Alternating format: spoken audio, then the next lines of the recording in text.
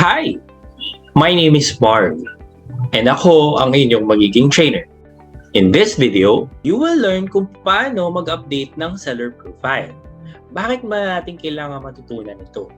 Kailangan maging updated kayo sa inyong mga account information as well as your bank details dahil dito papasok ang inyong income.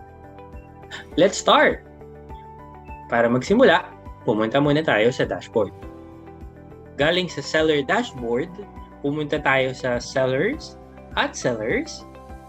at i-click ang inyong pangalan. Pagkatapos nito, make sure na updated ang inyong account information.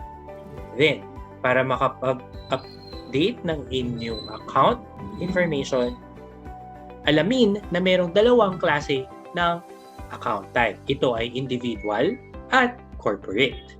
For corporate accounts, make sure naka-indicate ang registered name, ang tax ID number, yung BIR Form 2303, intellectual property certification, and official distributor license, if any.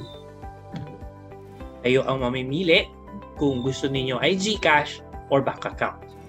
For bank accounts, make sure nakasulat ang inyong bank account number, account name, account type, bank name, and branch name.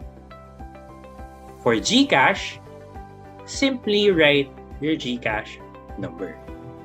Again, ginagawa natin ito para dito pumasok ang inyong income. Pag na-fill out na lahat, don't forget to click Save.